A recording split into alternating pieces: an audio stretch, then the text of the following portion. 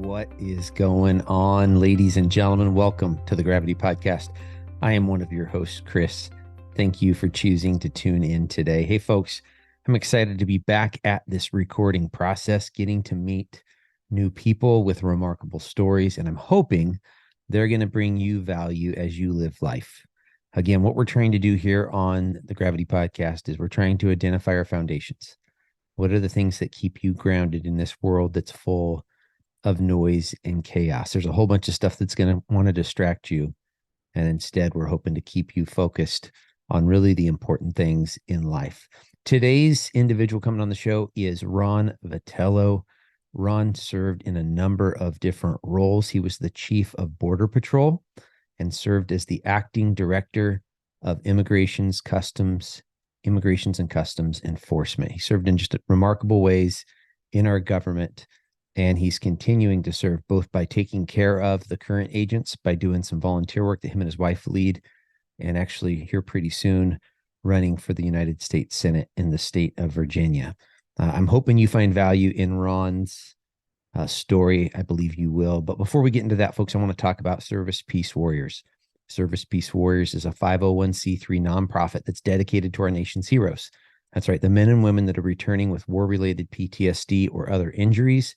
Service Peace Warriors has their back. They're raising all the money. They're training up both the service animal and the veteran, and they're equipping the veteran with the healing power of a service animal. Folks, if you haven't checked them out yet, please check them out today, servicepeacewarriors.org. With that, let's get into our interview with Ron. Ron Vitiello, welcome to the Gravity Podcast. Great to be on with you, Chris. Thanks for inviting me. I really appreciate you being willing. You're a busy man. I've seen you on a lot of other shows, Fox News and others. I just appreciate the work that you're doing, really to continue the work, because you're retired from Immigrations and Customs Enforcement. You're retired from being part of Border Patrol, but you're still doing stuff to help those folks out, and I appreciate that. Yeah, no, I've been able to find a job that helps police overall, including my old team at CBP and ICE, and just have the opportunity to talk right now the way the rules are inside of this administration. I know that even the leadership, the opportunities that they're going to have with the media are very small and curated. And so, like I said, a lot of years and a lot of wisdom, made a lot of mistakes, learned some things, did some good stuff. And so when I get a chance to share that, when, if I'm not working, it doesn't get in the way of getting paid. Then I do it, and I do it out of a sense of responsibility, as well as trying to get people to understand that those folks are out there working really hard for us, and they really can't speak for themselves the way the government rules are. And so I'm honored to do it for them sometimes. I love it. For folks that don't know you, can you maybe just give that 60-second version of who you are and your life experience? Yeah, Ron Vitiello. I started in the United States Border Patrol in 1985. My first assignment was in Laredo, Texas. Stayed on the border for a couple of years, almost a decade, moved all over the country. After I got married, as a family, we moved like 8 times. And so I got to take opportunities in Arizona, in Texas, at staff levels, as well as line levels. Worked on the northern border. That was my first command position. I was the chief at Swanton Sector, which is just north of Burlington, Vermont, on the Canadian border. And then had a field command in the Rio Grande Valley sector of Texas, which is my wife Nuri's hometown. Had a great career in the Border Patrol, went back to headquarters in 2010 and was the deputy for quite a while. And then eventually became the chief in 2017 of the national headquarters, which is, again, honor of a lifetime. And while I was doing that, I got fleeted up to act for my boss and got asked by the president to submit for the nomination to be the director at ICE, and was acting director for the last 9 months of my career. Wow. A lot of years of service. So take us back to the beginning of all that. 1985, if I understand correctly, your first assignment was in Laredo, Texas. What was it like being boots on the ground in 1985? It was very different than what we see on our border today. It was busy for us. The Border Patrol as an entity at the time was, really can-do, hardworking men and women, really like to get the job done. But I will describe it in the sense of nobody really cared except us. right? The communities that we served knew how important the Border Patrol was. We had a great law enforcement family in Laredo, and that's been consistent throughout my career.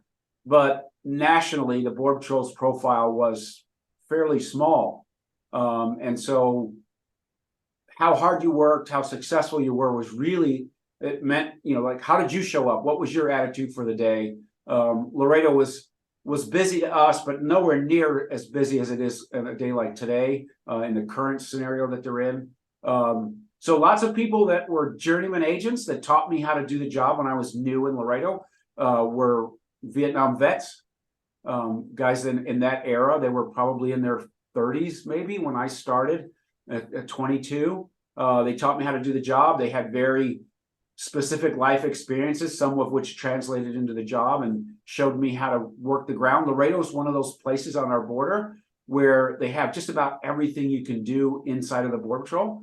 So they have a horse patrol unit, they have ATVs, they have brush work, like you way out in the middle of nowhere, looking at tracks. They have a large freight train operation, the Union Pacific Railroad's there. We had a highway checkpoint after the first couple of years I was there. A downtown city patrol where we worked with the local PD. And so all of that I got to try out when I was, 2 years in, 3 years in, 4 years, 5 years in. And so it's a great place to start in the Border Patrol. My entire class, I'm in class 174 of the Border Patrol, the entire class went to Laredo sector. So the 37 of us that graduated the National Academy all ended up in Laredo sector, not in the same place because there's eight stations there. Some of them close to town, some of them way out. I was lucky enough to be in Laredo proper. But just a great experience, young, energetic, 22 years old. I moved from Southern California. I was in the San Diego area. I moved to Laredo. It was a very different place in 1985 than it is today. It's a bustling metropolis now. But back in those days, it was kind of sleepy, very insulated. But people were nice to us there. The business community, the people who, the movers and shakers in town knew that the Border Patrol was integral to their safety and security. Great relationships in Mexico. Lots of people that taught me how to do the job, gave me good advice about, how to learn the language, how to use my skills. Just a great time as a 20-something-year-old learning. And then probably not realizing that this was something that was much bigger than me. Like I wanted to be in law enforcement. I wanted to give back and serve. But once you start doing it every day and you see these events that you're involved in and a different thing, a different day, the job is never really the same.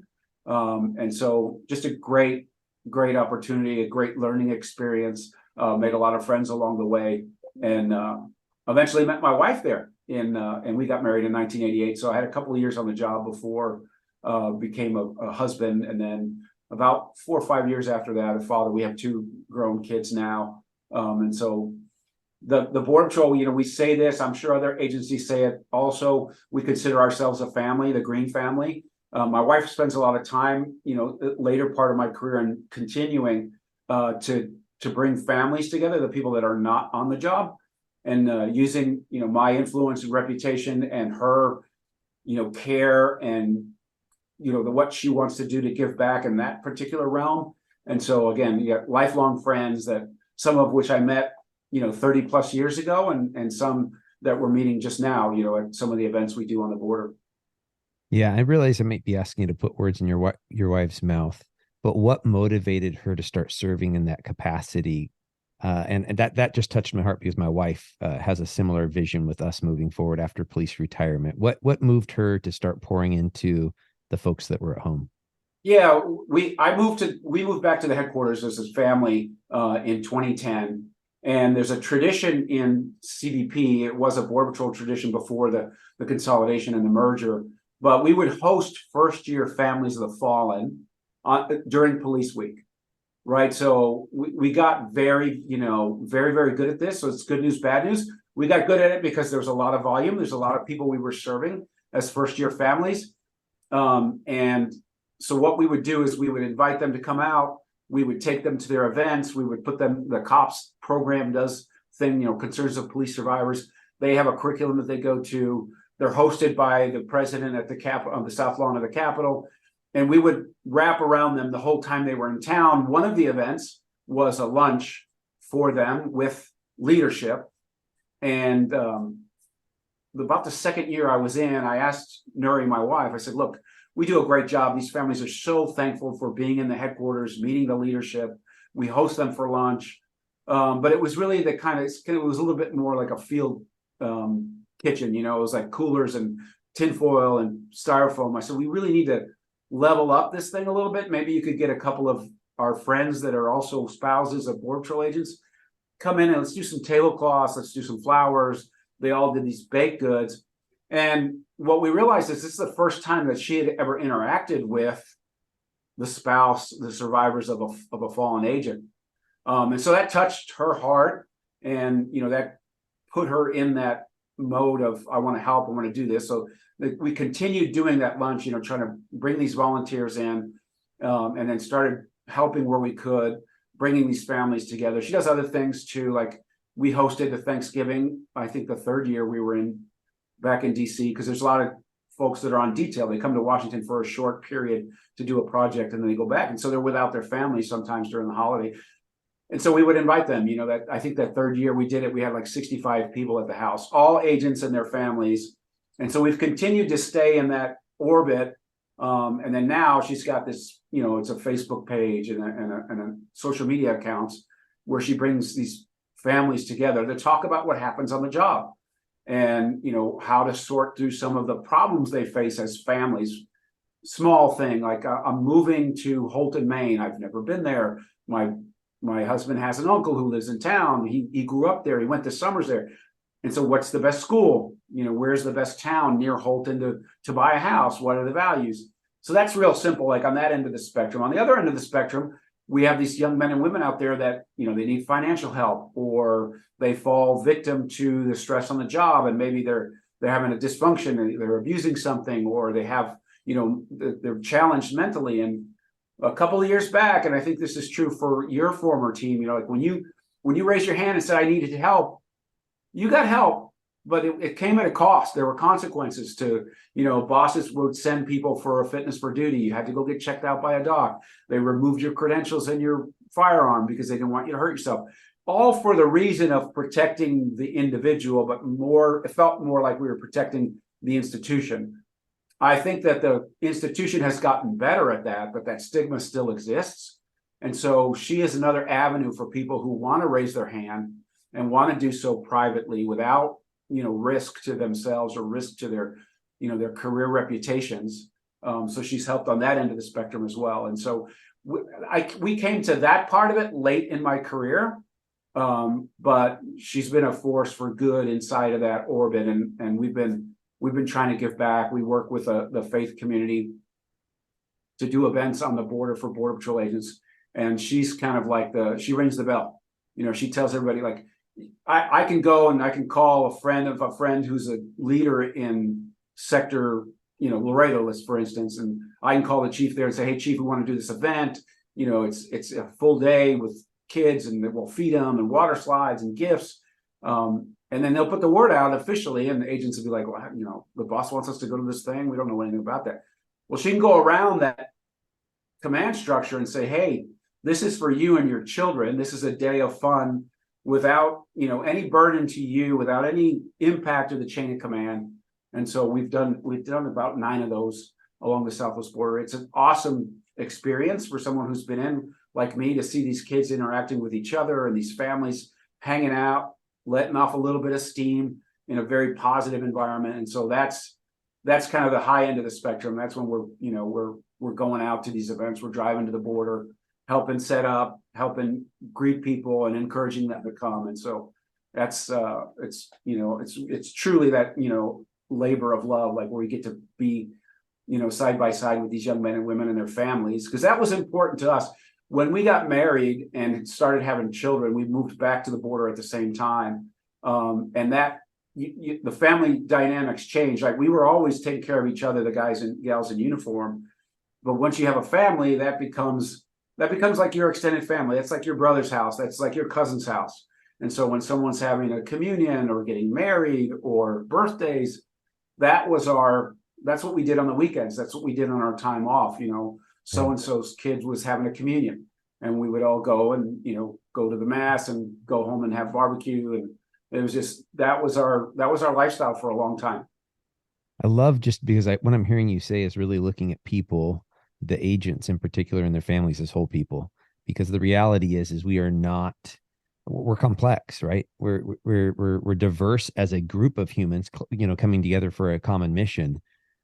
And then even as individuals, we're complex. We're not simple. We're not just these people that show up and fill minimum staffing, or are just doing these various missions.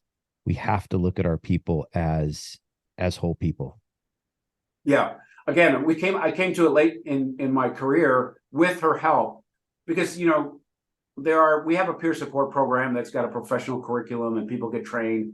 We have a chaplaincy program, same thing. It's very strict curriculum. We recruit for people with the right skill sets, etc. The honor guard was built up in the degree that it was, because we do want to honor these families. The whole police week regime, that all works very well when it works, but the institution is an institution. And so even though I led the institution and I had a heart for these young people, it's still the government, and nobody takes care of you better than your own family. Yeah. And so what she helped me realize is, if we reach inside of that bond, we reach beyond that uniform into that household and say, hey, there's an opportunity for you to get help if you need it. We're here for you. Simple things like exchanging of information, it goes a long way, because I could have the number for chaplain. I could have the number for peer support. I could take it home and put it on the refrigerator, or not. I could have the link to my beneficiaries page of the website, and I could put it in my pocket and I take it home and, gets washed or whatever. So if the agent doesn't bring it home to their partner, their significant other, if they don't bring it home, it doesn't exist to that family at home. And so having an avenue that is less formal, but says, hey, you need to know about this. We've had agents fall in the line of duty and their beneficiaries weren't updated. They had moved out of one household, a marriage broke down, and then they moved into another household after the divorce, and they didn't communicate amongst each other to fix those, fix the paper. And so this is a way for an exchange of information that's outside of the boundaries of what I bring home as the agent to my wife, or the wife, the spouse brings to the other. So this is a way for us to, get everybody on the same page. It's informal. We do this because we have a heart for it. And it is additive. We do communicate with the leadership. They know we're out there, and they've seen the effect of it. Getting to, like you said, this whole person who is a dad or a mom or a son or daughter, like getting to that and having them recognize that, we really want to care for them beyond, what time they show up and how effective they are at the job. Yeah, absolutely. Hey, my attention got drawn to the sign there in your background that says "Stigma Stops Here." Was that something that was made for you by someone? And just tell me about it. Yeah, we have a good friend, Karen Solomon. She is out there promoting wellness for officers and bringing attention to those who die by suicide. And so her group was Blue Help. Now it's First Help. All first responders.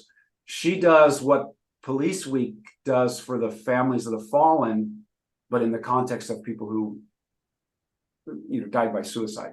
Yeah. And so Karen, that's one of the stickers. She's got shirts with that emblem on it. And I try to put stuff in the background, like when I'm on TV, so people can, they see something. This is an award, for long serving folks in CBP, and I got some funny stuff here, like a coin that looked like me, and all the other swag. I had these, I was blessed to have like real opportunity in the border patrol, and I was kind of at the top of the pyramid. So when you have this, you have when you leave, they want to give you their icons. I got the snowshoe. There's a boat paddle in here somewhere. I got lots of flags and plaques with my name on them and stuff like that. And so I try to get some of this stuff here where people know that we're part of that ecosystem of help.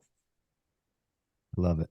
Hey, you previously mentioned just the fact that in 1985, when you started as a Border Patrol agent, it was a different experience than what our young men and women are experiencing now as agents. what has changed. And I mean, there's a lot of folks, I think, including myself, that, I'm busy enough focusing on what's happening in my community, in my region. I don't keep a pulse on the border. My perspective is, our immigration issues are a number of Mexican citizens that are trying to sneak into America. What's the reality? What's the truth for the rest of us that maybe don't follow it as closely? Yeah, so for a lot of my career, I came in 85, probably until about the year, probably till 9/11. Um, it was it was a problem. The risks that agents face, the seizures of narcotics that they like. When I was a new agent, 99% of the traffic we encountered were people from Mexico. 80% of the drug seizures we made were marijuana, and then occasionally you'd see cocaine. Finding heroin in the brush where we worked was, it was, when it happened, everybody knew about it. We talked about it for months. And so the risks of the encounters of being out in the middle of nowhere, all of that is today's reality. But it was mostly a Mexico-U.S. relationship and the problem of illegal migration from Mexico. But 9/11 changed a number of things. We recognized as a country that we weren't paying attention to who was coming and going in a significant way, including on the borders. And the expectation of the American people, I don't know if you remember this, like in 2002, shortly after 9/11, we changed dramatically how we get on airplanes in the United States, and we changed in dramatic ways and continue to evolve and improve the vetting of people who are coming from overseas into the United States. And therefore, the expectation for agents, like I told you when I started in Laredo, we cared about what we did. The community was in tune with how important the Border Patrol was for their security and safety. But most of America it wasn't on their radar. But 9/11 changed all of that. It changed the expectations that others had of us. And so those skills for planning and doing well and working hard needed to translate into like national strategy. And so we embarked on several projects to professionalize the chain of command, to plan strategically more effectively, sustainability for programs that were directed from the headquarters. And so a lot of the expectations changed, which forced us to change. And then about 2012, and then continuing, the traffic changed in dramatic ways. Mexico became a place where more people were going back to than coming from. And the Central American countries in the beginning were the sending countries then, Guatemala, Honduras, El Salvador. That was a big problem, like 2012 through about 18, 19. And then what we've seen in this last 2.5, 3 years with, sort of degradation of the policy orientation of this administration. There's people coming from countries that it was very rare to catch anybody that came from Nicaragua, but that was like the leading demographic a couple of years ago. Venezuela was almost unheard of. You would get over a year's time, you might get into the double digits of people from Venezuela. And now they're the largest contributor of illegal migration on the southwest border.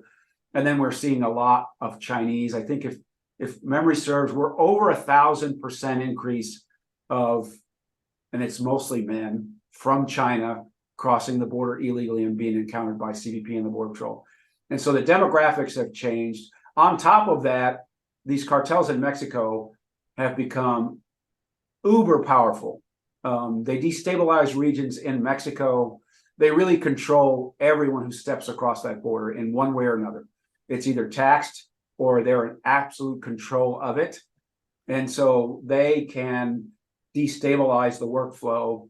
And because it's so busy right now on the border, imagine like in a place like Lukeville, Arizona, which is literally it looks like the end of the world. It looks like the end of the earth.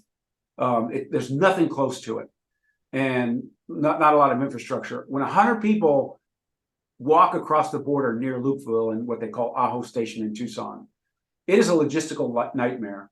Everyone needs a ride to the collection point, like the Border Patrol station, where people are booked in, what we call processing. Imagine 100 people.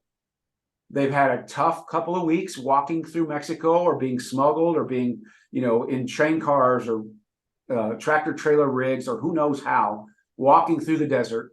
And so some of them are infirm, untreated medical conditions, little kids. And frankly, Border Patrol stations, although they're much better augmented now because of the crisis, they're just not built for those populations. They never were.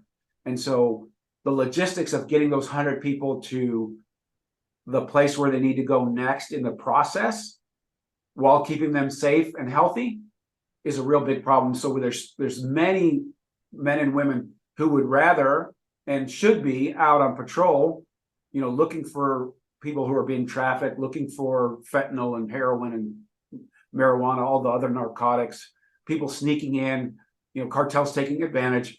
There's many of them that are torn off of that mission to do the care and comfort and make sure that those people in our custody are safe. And it's tough. It's tough. Eagle Pass, which is in Del Rio sector, South Texas. I know agents that worked there a couple of weeks ago. They had absolutely no one assigned to patrol the border. It's 78 miles of U.S.-Mexico boundary. If you would have told me 10 years ago that the Border Patrol was going to be so overwhelmed that they can't put anybody out on patrol, I would have told you you're crazy. That never happens. That's not who we are. But that's the situation that they find themselves in. They are overwhelmed by this traffic. And I know from my own experience, when I was in Laredo, we'd have these little surges of activity, and you go out there and you catch. Back in those days, it was hundreds of people in an 8-hour shift, and they all got to go to the same place. They all got to get behind the machine for the fingerprints and the biographical information. And so they've got this like a little assembly line, right, that everybody's got to go through. And what you realize is that while you're doing that, while you're moving that traffic through, one of your buddies or myself, we bring in a smuggling case. So I stop a car on the side of the road. I arrest the driver. I understand he's the smuggler. I have to find, in order to get this case prosecuted, I got to find two material witnesses that can prove constructively on the stand to the U.S. attorney first that this guy knew they were illegal and that they were going to pay him to be transported to the next town north of the border. That's a smuggling case. That's what they call 8 U.S.C. 1324. That's alien smuggling. So you got to have two witnesses that are credible. You got to have the defendant in custody, but you got to take them into that same Border Patrol station. And when there's hundreds of people milling around, and if by some chance somebody didn't separate your witnesses for you, like they got transported by somebody else to the station, and then you were going to go in and do the paperwork, and then you find out that those two witnesses are in the same cell as the guy that brought them, right? That's the end of your case. Yeah. And so the same is true now. Like if a young person is being trafficked, or if a mother and her children are being used by smugglers to be part of a fake family so that the male counterpart can get into the United States, can be released with them as the dad.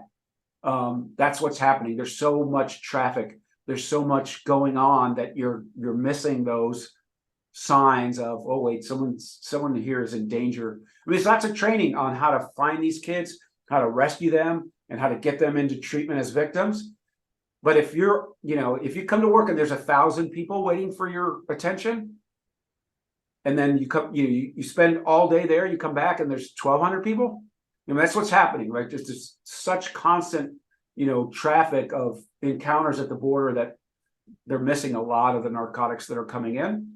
And they're also missing, the signs of victimhood. There's probably not a lot of alien smuggling cases going on at the line. I know ICE is out there. The department is talking about the task forces that they've engaged to, try to combat the human trafficking and the alien smuggling. But that's only as good as the folks who are doing it. And the best cases come from the men and women who see the activity directly, and they're just so busy now that they're not seeing it in the volume that maybe they could. Is this compounded with staffing issues? I know, I've talked to friends across industries from faith-based to nonprofit, private sector. And then I know within municipal government, the staffing crisis that we've had over the last 3 years, is the Border Patrol experiencing the exact same problem? Yeah. We have during the time that I was in headquarters, we sort of rebuilt the recruitment system. We got the HR systems online. We went almost a whole year, 2014, and we didn't hire a single agent. Oh, wow. That was mostly an internal problem, but that's also when the tide was changing in the United States about how we cared about law enforcement and how we encouraged young people to go into that calling. And so they've been struggling with recruitment and retention. And that's been compounded by the conditions at the border. During the time I was an agent on the line, I might have known one person who left government service to go to like a municipality. And now there's hundreds of those guys that left the federal government to go work for a state or to go work for a local department for lots of reasons. But a lot of the reason is because the job just isn't the same this last 3 years than it's been for most of the rest of the time. And so they're losing people faster and sooner than they might otherwise. And then all of law enforcement is challenged with finding people who want to serve in that capacity. The culture is, they've not been smart about how we treat law enforcement. And that's having an effect on all of the recruitment. Yeah. Wow. One thing that I find is interesting is just this negativity. I grew up watching Chips. I'm sure you remember Chips. I think all of us wanted to be a California Highway Patrolman riding with Ponch and John. And it's not like that anymore. You don't see that typically in movies and shows, but those are the things I think that actually were some of the best recruiting tools. Yeah, no, I totally agree with you. For me, it was Adam 12. That show, it probably goes back in 8 or 9 years, the discrepancy. But those, if you look at those shows now, the production value is kind of light. They're a little bit corny, like sappy, but there was no question that Reed and Malloy were the good guys on the set. Yeah. They were challenged with things, they had personal whatever. But when it came right down to it, they were the guys that were going to fix the problem. They were the guys that were going to save the kids. They were the guys that were going to put the bad guys behind bars. And that was my frame of reference, right? Good versus evil when I was a kid. And I was infatuated by law enforcement. My uncle was a Chicago police officer. And when I saw him in uniform, they tell jokes about me and my family. Like when I saw him in uniform, like when I was little, before I was communicative, I would just stare at him, like I was fascinated by it as a young, a little kid, a toddler. Yeah. And so those were my heroes on television in, the 70s. And my kids grew up watching Breaking Bad. Walter White is the hero of that story. But in 1972, no one would consider him, the champion of the show. And so that's the difference in the culture. It's not bad, get off my lawn. I don't want to be that guy, because it's very entertaining and it's gritty and maybe it's a little more real than real life. But it's okay now for the police to be the bad guy on like network TV, or what they used to call network TV. And I think there's a lot of, like you talked a little bit about, like, well, I don't know what goes on with the border. Well, people don't really know what it's like to patrol a city street or to patrol the border. And so when bad things happen, they don't give those people the benefit of the doubt. They say, oh yeah, all cops are like that. These bad things that happen get attributed to the entire profession. And we know that's not true. Those of us who do it know that we definitely, in most places, deserve the benefit of the doubt. But when we fail, it's very public. And there's lots of people out there that are eager to throw dirt on us because of, their own particular beliefs. And then, like I said, the culture is different. We don't value that service like we did when I was young. One thing I've noticed over, watching movies over probably the last 5 years is there's been this consistent movie plot of international terrorists using the drug cartel channels to sneak some type of dirty bomb or other type of threat to America into our borders. Is that a real concern for ICE, for the Border Patrol? Yeah, there's lots of people in the United States that want to grab on. And the Chinese is the biggest example. They want to grab on the technologies that can be used, to send satellites into space or to guide missiles in space, right? So there's a lot of international people flowing in and out of the United States trying to grab up this tech and bring it home and, exploit it for good and bad. And then these cartels in Mexico now are so powerful, and they do have a worldwide reach, right? The cocaine that comes out of Central South America doesn't all come to our border. It goes to Europe, it goes to Africa, and that same cartel that that grabs that stuff at the wholesale level or produces it in Mexico, the fentanyl as an example. They're in charge of that entire ecosystem, and they have enormous power. And so, some of these cartels they're happy to sit down with state and non-state actors in other parts of the world. The most egregious example, Hezbollah I think it was 2008. I could have the year wrong, but they contracted with the Mexican cartels to kill an ambassador inside of the United States. It was going to look like some kind of drug hit or whatever, but like these criminal organizations have an affinity for power and resources, and some of them will do anything to get either. And so, those are not trivial plots in movies. That's a real life. When I was at ICE, I was so impressed by the non-proliferation team.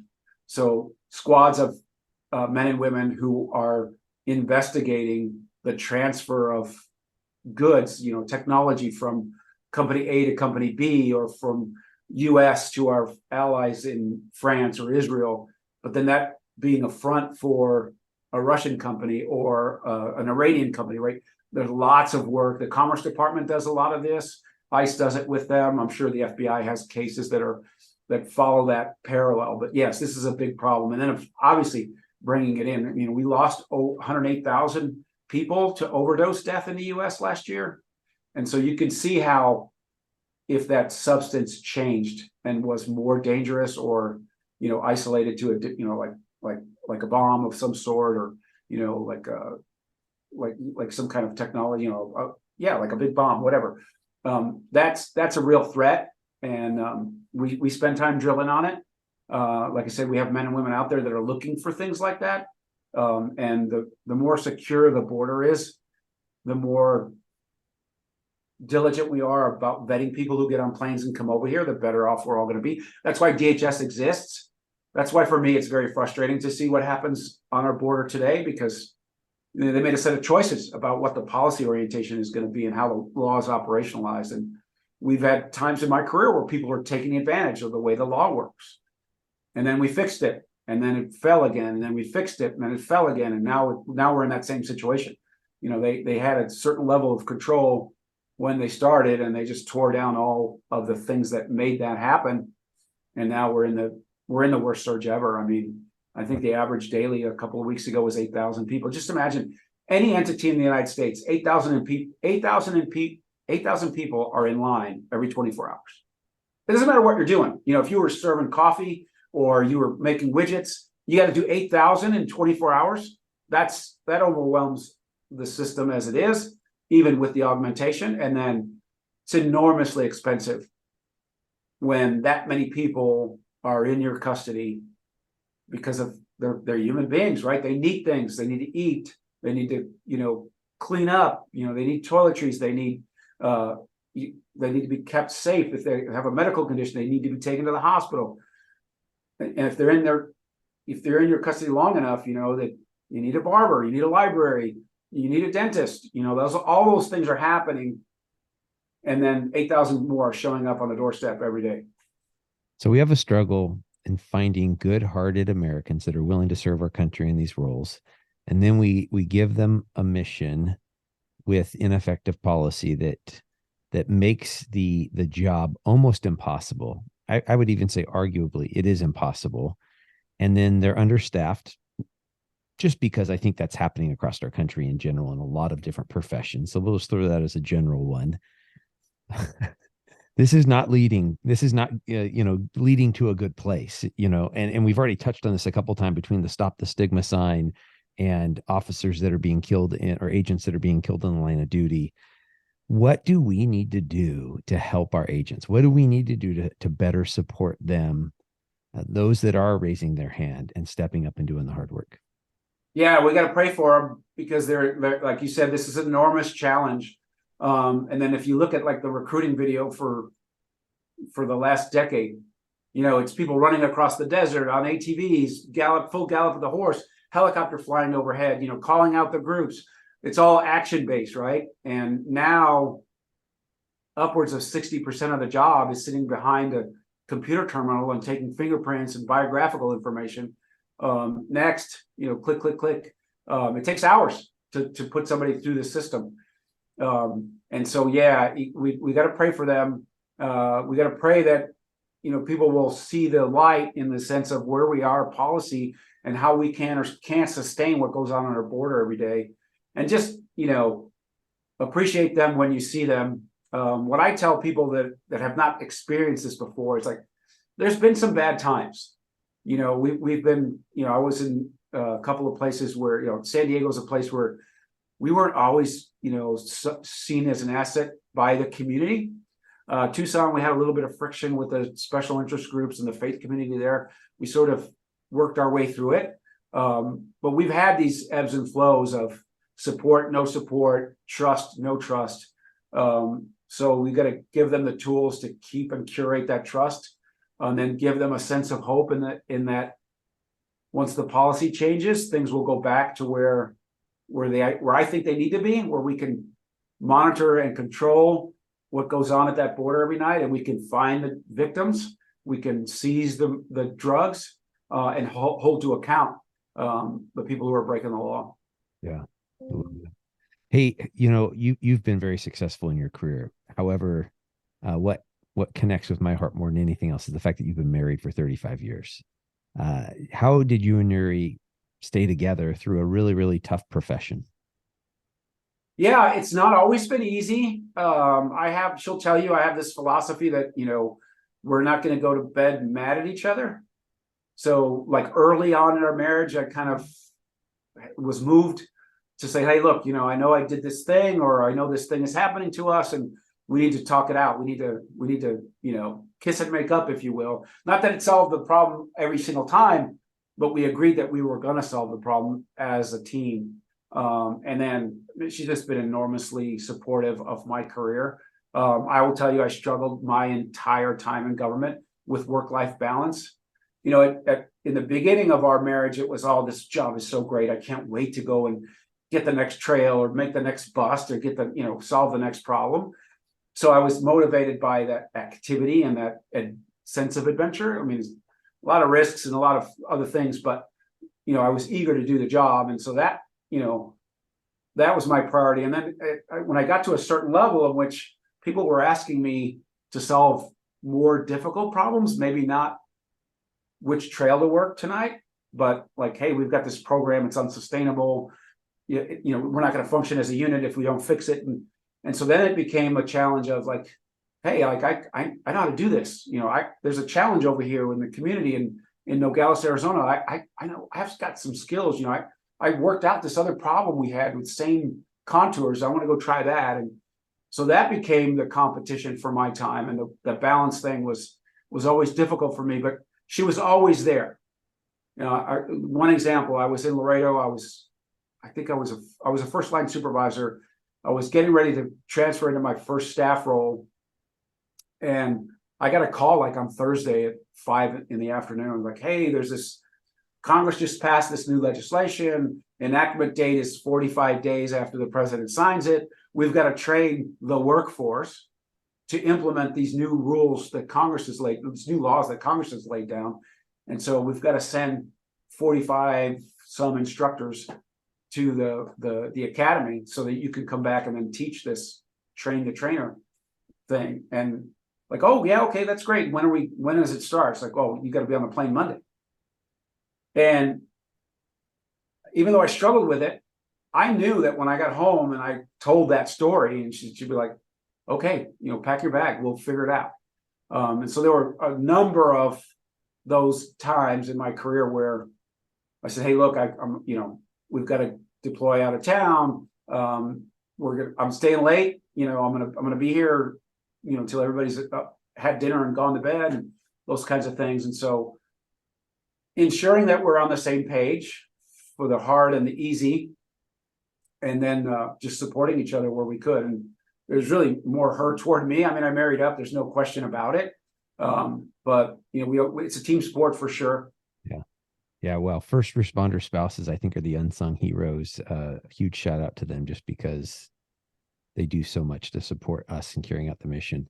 Hey, Amen. you've been a servant pretty much your entire life. What next? What's your next adventure that you're moving towards? Yeah, so I was lucky enough after the career in government to find a job that I had my own company for a while, and then I got on with this company called Axon. They're most famous as the manufacturers of the taser and body worn cameras. What I like about the company is it's all about public safety and law enforcement. And so they're not a software company, although they make a lot of software. They're not a devices company. They make some of the best devices that exist.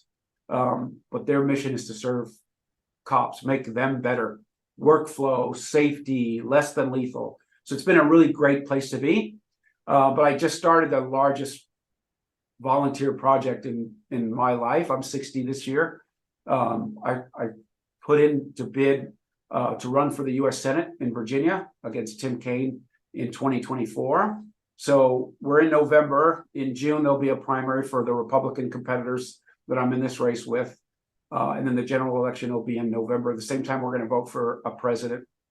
And so, to your point, I've taken the oath first time in 1985, and then, ceremonially since then, I had the honor of giving the oath to new trainees when I was the chief of the Rio Grande Valley sector. There's probably a couple of hundred people out there that I got to administer their first oath to, like an honor of a lifetime. And I got to do it a lot.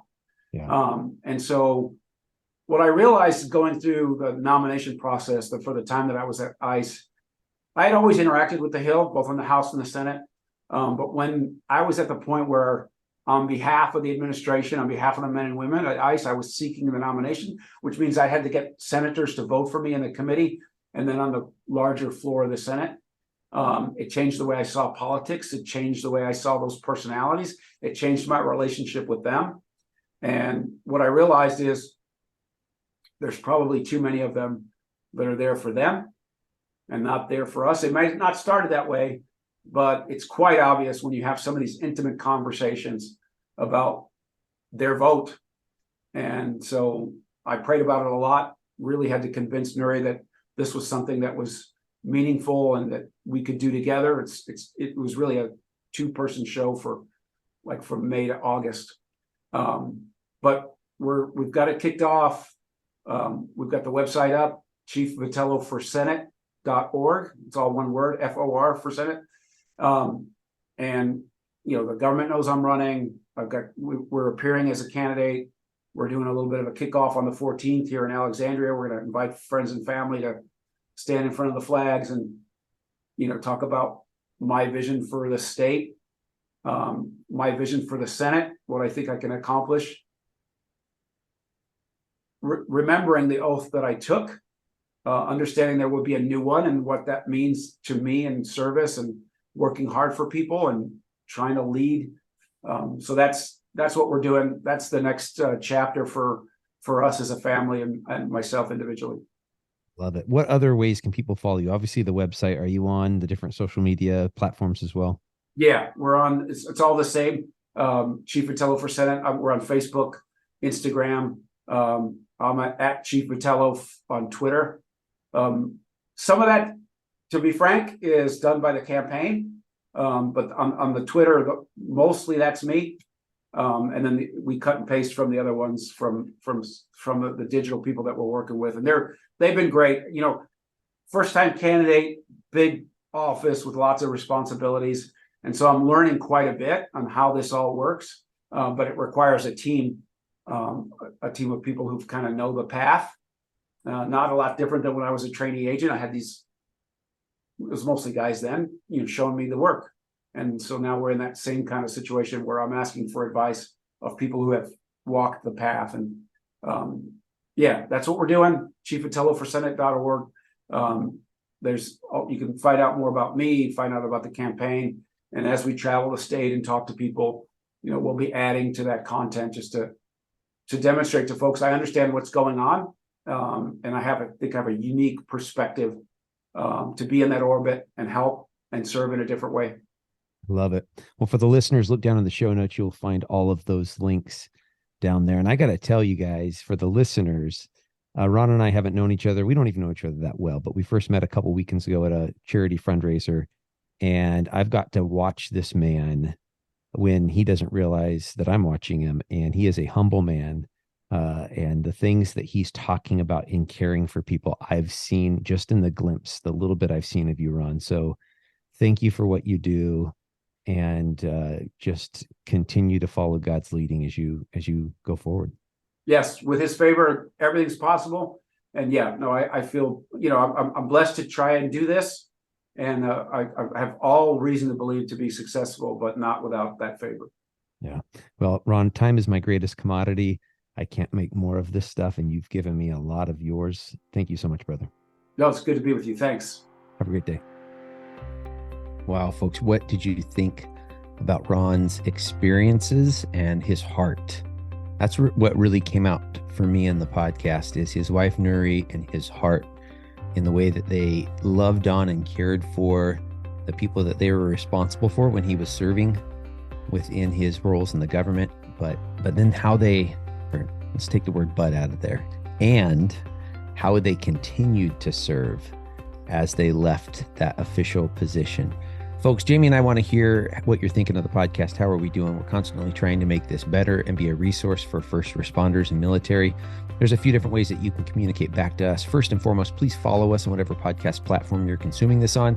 That will cause the next episode to come up. You can also rate and review us if you're watching on Spotify or Apple, or I think YouTube as well. There's different ways that you can sit there and give us ratings, thumbs up, and whatnot. On Apple and Spotify, there's 5 stars waiting on the main page. We'd really appreciate a 5-star rating if we've earned 5 stars. If we haven't, folks, keep your stars. Send me an email instead at chris@gravityct.com.